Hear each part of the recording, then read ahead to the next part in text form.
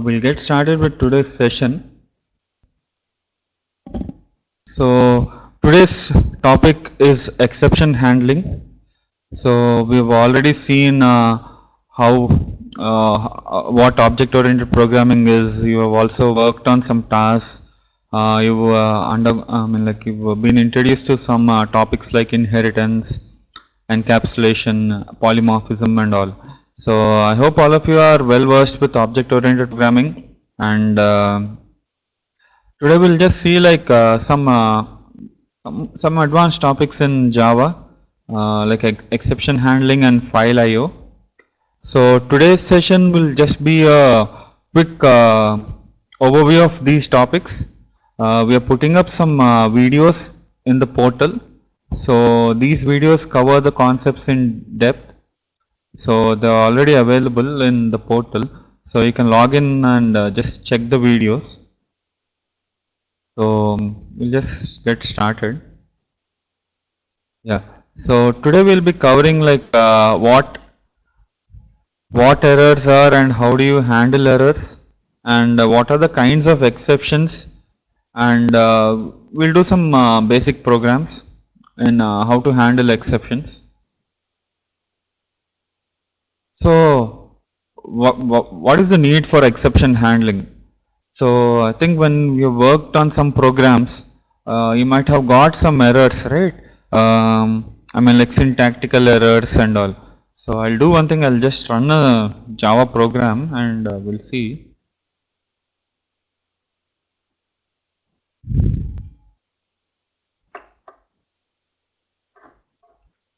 What I'm doing is I'm just putting up a small program. So I haven't shared my desktop yet.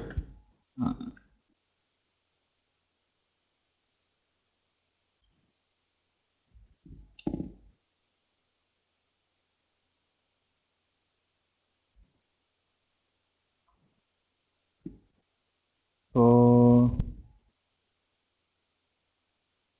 if all of you can see my desktop. So over here, if you can see, it's a small Java program. So I'll save my program. I'll save it as test.java.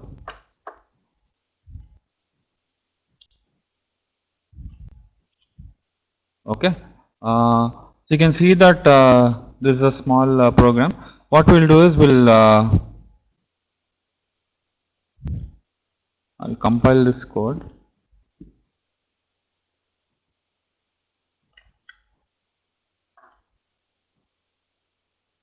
So it's working fine, right? So let's do some. I'll change this code. I'll remove this bracket, right? I'll save it and I'll compile it again. So you see something, right? You're getting an error, right? So if you see, all these are like error handling errors. So today we'll see like how do we handle all these errors, and what are the different kinds of errors and all. Okay.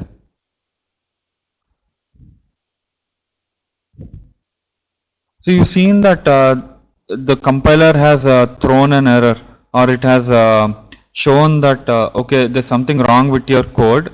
You'll need to put a bracket, or there's something missing over here, right? So this is a kind of an error. You might have come across different errors. Like while you are working with classes and all, you might have found that undefined class exception. If you have worked, or array index out of bounds exception. So all these are some kind of error handling mechanism that the Java interpreter and is handling. So today we'll just see, we'll give you an overview of how do we handle these errors, and how do we give some good messages for the user so that he or she can understand. So when do we do error handling? When something unexpected occurs, like you don't know what might happen. So how do you catch or find these errors? So let's proceed. So exception is nothing but an indication of a problem. So the bracket, I mean like I removed the bracket, right? So that's a problem because that is called a syntactical error because there's something wrong with the syntax. So any syntax, for example, like I don't close the bracket of for loop. So that's a syntactical error.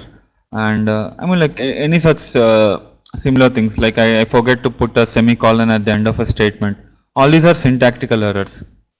So what is an exception? So we'll just proceed. So there are like two types of errors. One is a compile time error, a second is a runtime error. Okay. So the one that we saw earlier is a compile time error because while compiling we get that error, right? So I mean like when you type in Java C and you type the file name, you are getting an error. So that's a compile time error.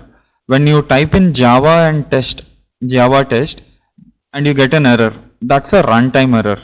Okay, so these are the two basic errors, and exceptions are nothing but runtime errors. So we'll just see that. So these are compile time errors, right? See over here the bracket is missing, so this is a compile time error because right when you press Java C and the file name, you'll get that error. So this is a compile time error. So all these are compile time errors. Over here I didn't initialize the value of I, so I'll get an error. So these are all errors. Okay. So runtime error is when you type in Java and you type a file name, you get an error. So that is nothing but an exception. So you might have got these exceptions, right? The ones that I mentioned earlier, array index out of bounds and all such kind of things. So today we'll just see some exceptions. You might have also seen an IO exception, input output exception in some programs if you haven't written your code properly. So you get that exception as well. So let's look at this example. If you can type this line of code and paste it in your notepad and run your code, you'll get an error. You'll get an error, and that's called string index out of bounds. So what is happening over here? If you can see the string, it's of size 11, right? It has 10 words and a blank. So it's of size 11, whereas you are asking to print the substring from 10 to 12. Whereas 12 is out of bounds of this index. There is no 12th element over here. So over here you are getting an error. That's nothing but an exception. String index out of bounds. If you run this code, you will get an exception. Whereas if you compile this code, it runs fine. I mean, like there's no error that you get. If you want, we can just type this code and run it. So what I'll do is I'll just type that code. I'll share my desktop first. What I'm doing is I'll type that code. So I'll say string is equal to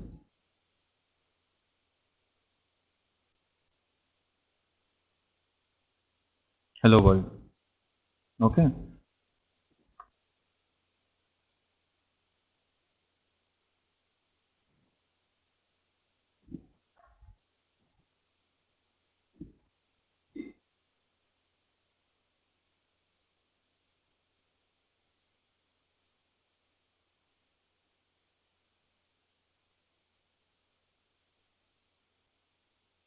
Okay. So I'll save this.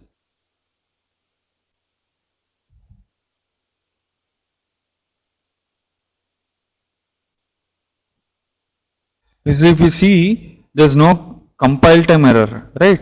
The code is compiling fine, but when I type Java test, I'll get an error. So over here, this is nothing but a runtime error, and that is an exception. So the exception is string index out of bounds. Okay. So I hope this is clear. What is an error and what is an exception? Okay. Moving on. So I mean like there are some common errors like you might have tried to divide by 0, you get an error. So that's an arithmetic exception. And like this no class definition found error. So this, I mean like there are some common runtime errors. So no such method found error. I mean, like if you are trying to call a method that is not defined, so no such method found error will be raised. So all these are some kind of exceptions. Okay. So what is an exception? So an exception is an event which occurs during the execution of a program that disrupts the normal flow of the program's instruction. So if you say, let's look at this code. Okay. Let's say I type in over here system.out.println hello world. Okay.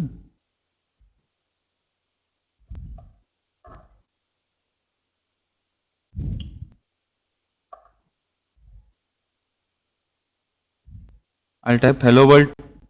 Okay. So I'm sharing my desktop. So I'll give you an example of what an exception is. So look at this code.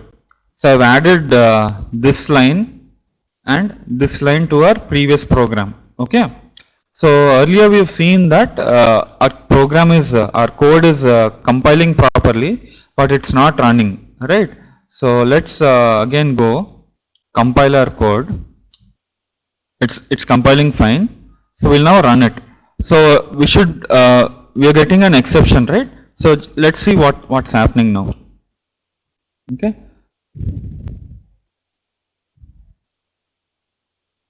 If you see over here, when you're typing Java test, if you see, if you are looking at your code, we are getting an exception over here.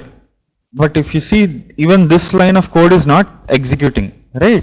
So if you see the definition of what an exception is, it's actually disrupting the normal flow of the program's instructions.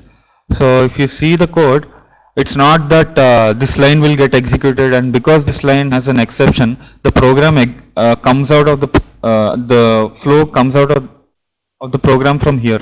No, the whole program doesn't get no line in the program executes. Okay. So even this line is also not being executed, if you see over here in this line, in this program. So I hope the definition of exception is clear. So I mean, like there are different reasons why exception can happen. A user might have entered invalid data. Say, take for example the arithmetic exception, like you are dividing by 0. You normally assume that user doesn't enter 0 in the denominator or the dividend or quotient. But what happens is, if the user enters an invalid data, you'll get this exception, right? So how do we handle these exceptions, or how do we tell the user, okay, you need to enter only valid data and all? So okay, before we go there, this is a hierarchy of exceptions. One is an error. So all exceptions and errors, they have a interface called throwable. So you've seen interfaces in your previous session, right? So there's an interface called throwable, and error and exception are two classes that implement this interface. And exceptions are different kinds, like IO exception, class not found exception, so runtime exceptions. So all these are runtime and all.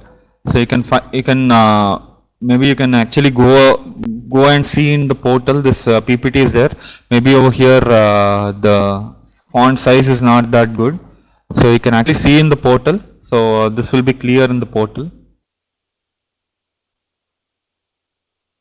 So moving on. So if you see, there are two types of exceptions. One is a checked exception, and the other is an unchecked exception. Okay. So we have some keyword called throws. Okay. So all these exceptions and all are discussed in detail in the video. So I won't be covering them over here.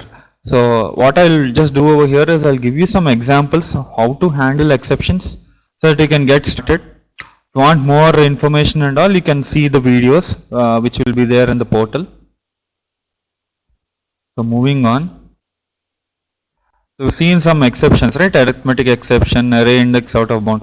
So if you see in over here, there are two types, right? Checked and unchecked. Okay. So you have runtime exceptions like null pointer exception and class cast exception. All these are unchecked exceptions. Whereas checked exceptions must be, they need to be dealt in a try catch block. So this is what we'll be covering today.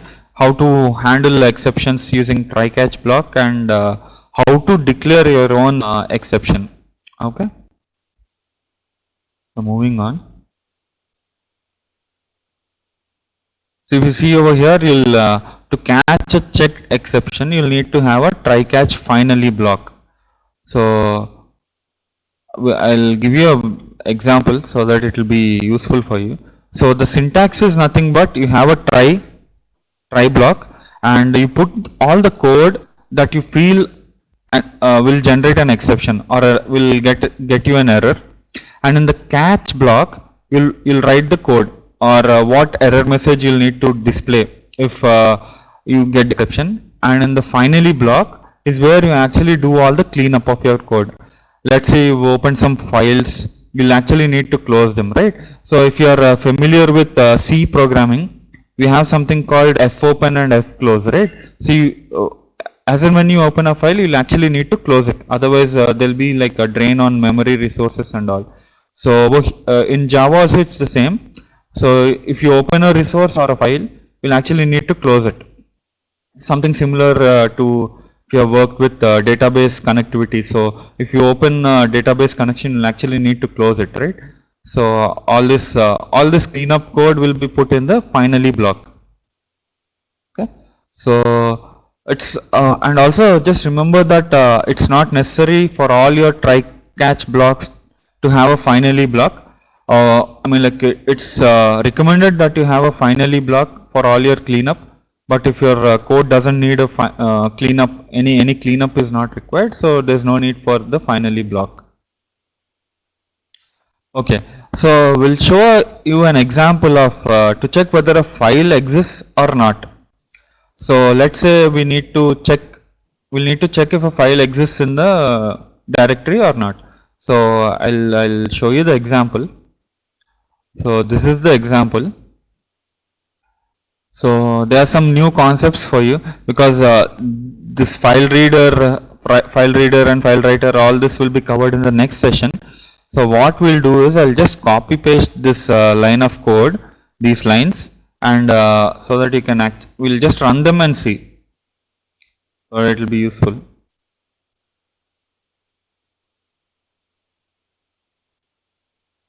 I'll just copy paste that.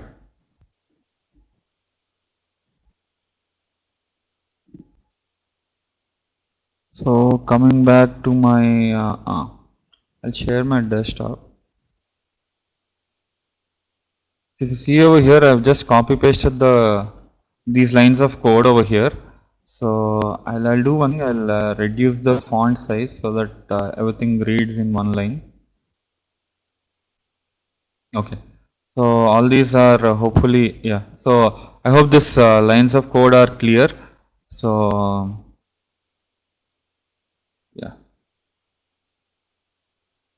Okay. So we have a try block over here and catch block. So over here in the catch block, you can actually put up any exception that you feel will be caught. So we feel that a file not found exception will be caught, will be generated, and so we are catching that exception. Okay. We'll actually change this code a little further, but for you to understand, I'll just run the code as is. So I'll save this code and I'll go to my command prompt. I'll compile this. So we are getting an error. So what is the error?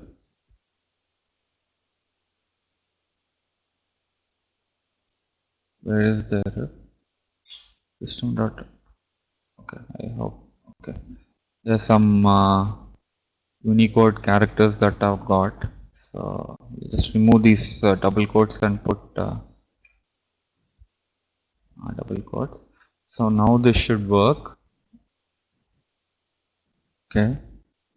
So we have another. Okay, I need to close my bracket. So getting another error. Okay. So class file reader. So all these are we'll need to import. So we'll need to import java.io.star. So because we are using IO concepts, right? Input output concepts. So I'll need to import the java.io.star. So I hope all of you have undergone the packages session. So this is a quick recap of your packages session. We'll need to import this package so that we can use these classes. Yeah, now everything is fine. So we'll just run this code java test.java. Sorry, Java test. So before I run, I'll just see if this file is there or not. So I will go to my desktop. So in my desktop, there's no such file, right? myfile.txt. So that is not there over here. So I should get an exception saying that file not found. Okay.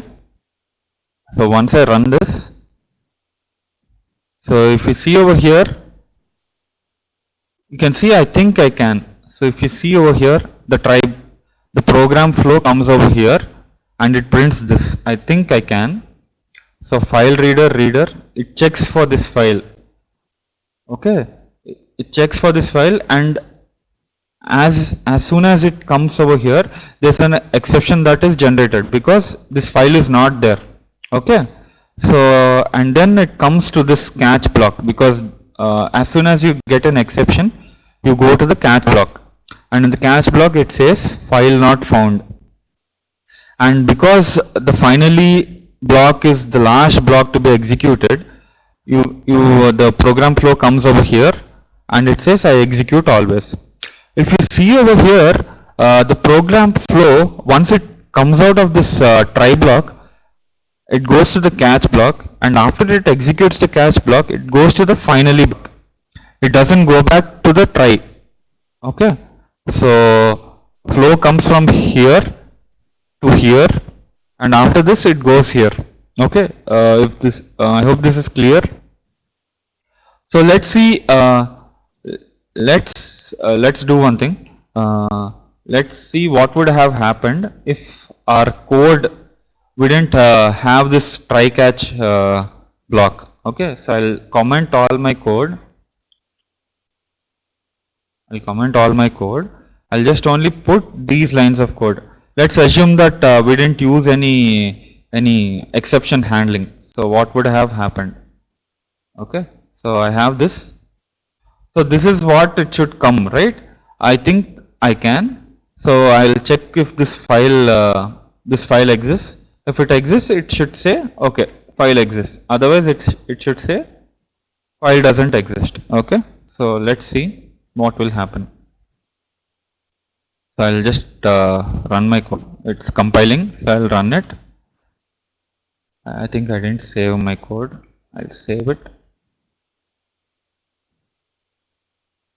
Okay. See, if you see over here, what is the exception that we are getting? Unreported exception. Java IO file not found exception must be caught or declared to be thrown. So even the Java compiler, before you try to compile this code, it's saying that you might get this exception called file not found, and this must be caught or declared to be thrown. Okay. So you can actually overcome this by just typing over here throw file not found exception. So if you know the kind of exceptions that might be arise. Okay. Throws. Sorry, it's throw. We'll just check if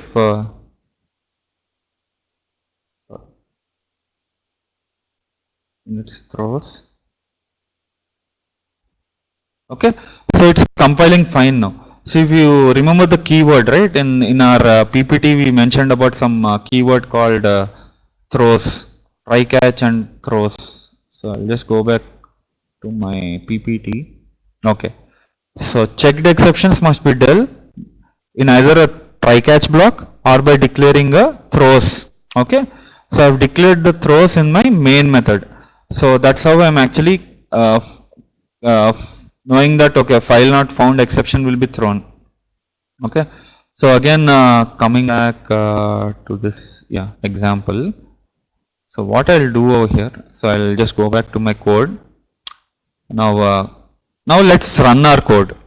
Let's run and see what's happening. So if you see over here, we're getting all this lot of errors, right? This is lot of statements over here.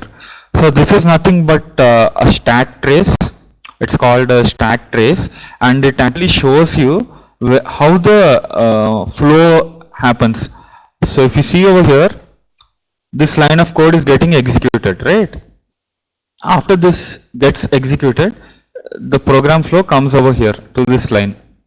So it's checking whether that myfile.txt is there or not. So it knows, okay, myfile.txt is not there. So what if you look at if you look over here, it's actually going to something called file input stream, and it's opening. There's a method open, and it's trying to open that file. So there's an error over there.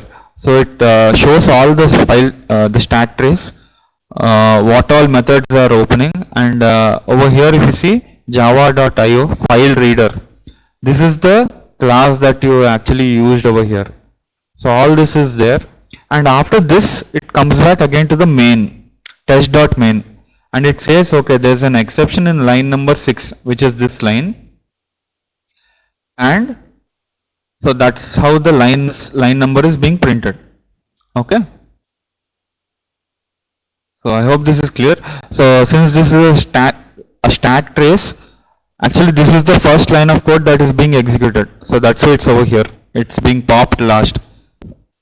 Okay, stack is, you know, right, first in last out. So all statements that go first will be popped out later, so this is why it's coming last. Okay, so this is how the code would have been if there's no exception handling, but since we are using exception handling, there's no need for us to put this. We can directly say just try, and we can use this line of code. Okay, so this is how you actually see, if you give this kind of lines to a user, he or she might not understand, right? So the users don't know how to read the stack trace, decipher from here. So it's better that we have something more something that the users can understand, something like file not found, instead of a puzzle wherein the users will need to okay, there's a error in line number 6, so again file reader, some unknown source like that. So it's better we have this. So let's run our code again. Where are we getting? Sorry, I didn't save my file. So every time I change my code, I'll need to save and again compile. So okay, so over here if you see, we are getting something more interesting. Okay, people can understand this file is not found. Okay, so like this. So this is a big use of exception handling. You can actually let people know some mistakes that are there in your code. Okay, so coming back to our PPT. Okay. So if you see over here, we've seen the keyword throws, right? THROWS. So throws should be written right after a method. So let's say you have some code in this method, and you know, okay, there's some exception that normally will be generated. So you just type in over here throws, and the exception name, whatever that exception name is. Okay. So over here, there's no need for us to put this keyword because we've already done this. So there's no need for us to do this. But it's either one of these. You either put a try catch block or a throws keyword. Okay. So what is this throw clause? A throw is nothing but you define your own exceptions. So we'll also see how to define our own exceptions. Let's say you are reading in names of age of your students. in any program. Age, as we know, cannot be a negative number. Okay, and it has to be an integer. So you need to put in some checks. Okay, okay. So you'll need to check if age is not a is greater than 1 or greater than 0, and it should be a integer value. So how do you check all this? So for that we can actually define our own exceptions. Something they are nothing but user defined exceptions, and for defining user defined exceptions you'll use the keyword throw. Okay, so we'll look at an example of how do you throw an exception. So I'll show you, we have code over here. So so this is the code. So I'll just open my PPT.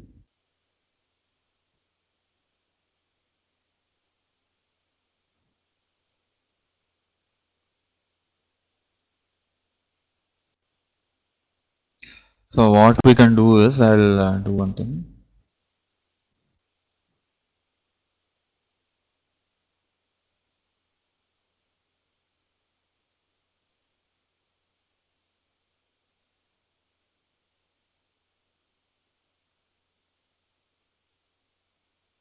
So I hope the example is visible to all. This is the example. I'm just copy pasting this code so that we can actually use this. So I'm just copy pasting it over in my notepad.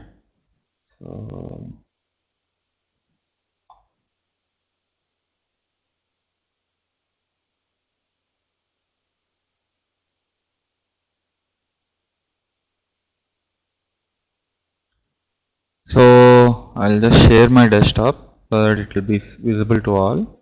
So what I've done is I've just copy pasted all this code that is there into a notepad. Okay.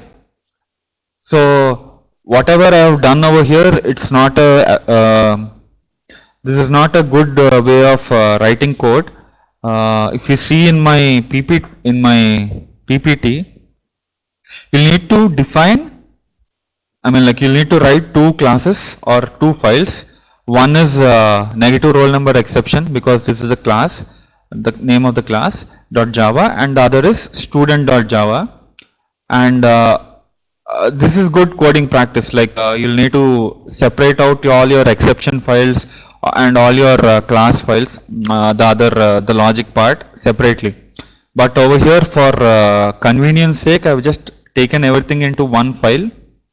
I've just copy pasted this code, and what this code does is when we run student.java, it checks if roll number also should be a integer value, and it should be greater than 0, right?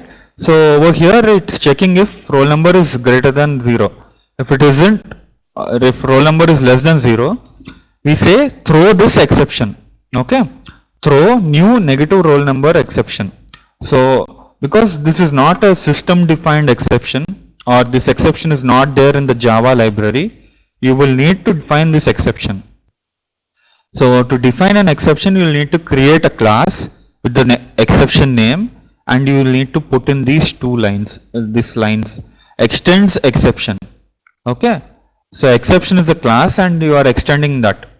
So this is nothing but inheritance. So I've shown you that hierarchy, right, of exceptions and all. So all exceptions, all user defined exceptions should extend this exception class. Okay, and that's how we get to this line here. Okay, so in this exception class, you define your exception. So what error message should be displayed, right? So there's a toString method which you will need to override. It's there, it's available in the string class. You'll need to override this toString method and say roll number cannot be negative, enter a valid roll number. Okay, because if roll number is negative. So I hope this logic is clear. So we'll just run our code. I'll save my code. I've saved this as student.java. So I'll run my code. We'll compile our code and see what's happening. So everything runs fine. So we'll just go to our this. So if you see over here, we've got two classes, right? One is the student dot class, the other is negative roll number exception dot class. This is like pretty straightforward, right? Because we have two classes in our student.java file. We are getting two class files. So we'll run our code. We'll run our code and sorry, student Java student. So what's happening? We're getting an exception in thread main. Roll number cannot be negative. What is? I think there's some error.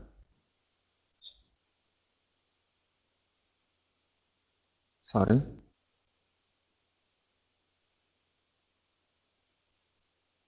There's an error in our this thing.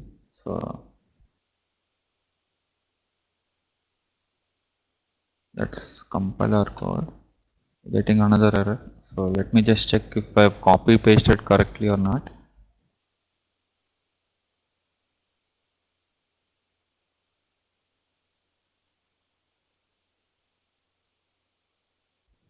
There should be some error in my copy pasting while I was copy pasting. So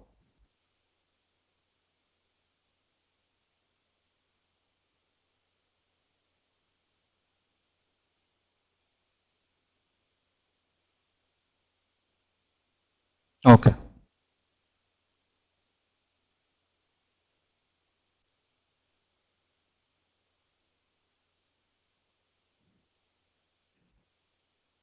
So if you see over here, there's some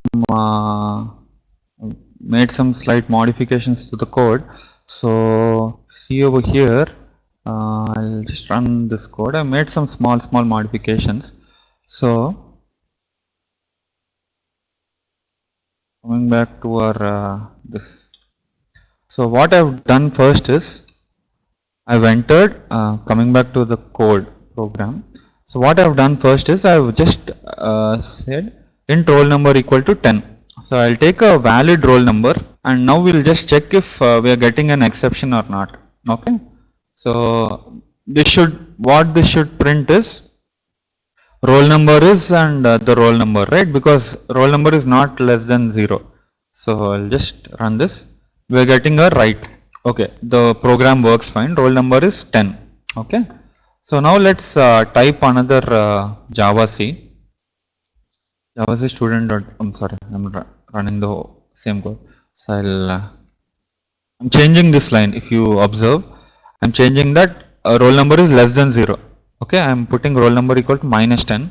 So I'll compile my code. Everything works fine. Now I'll run the code. Okay. So if you see over here, what this shows is there's an exception that is being thrown.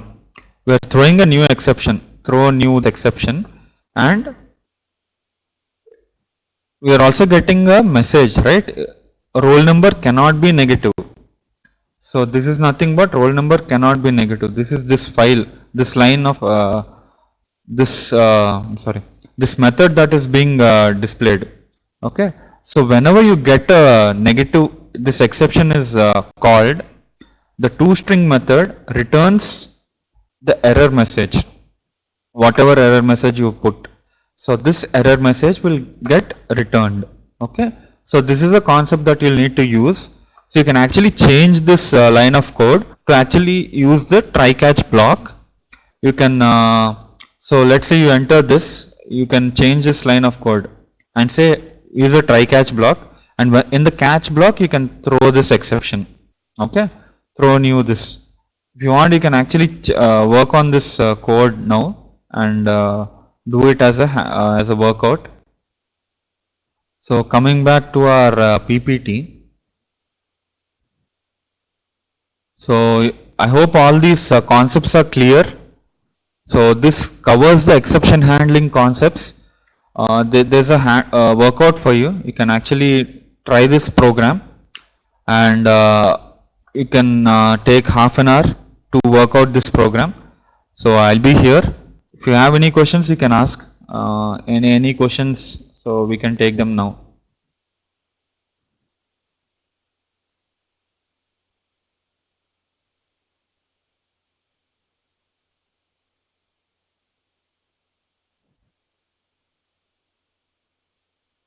any doubts about exception handling, how to use the try catch block, how to use the throw keyword? Any doubts, please ask. I can explain again.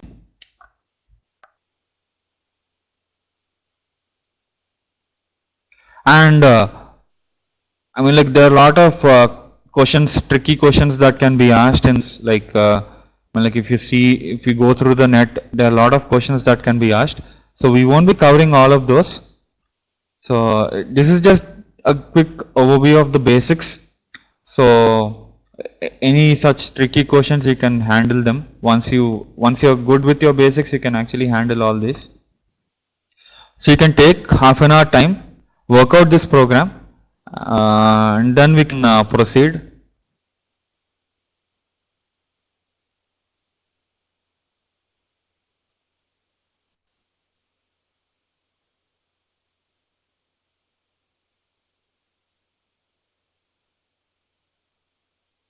So I'll be here, so you can ask any questions if you have.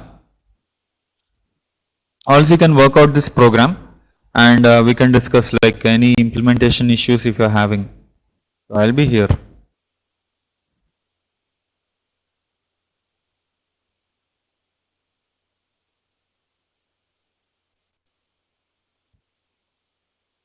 I hope all of you have completed this program.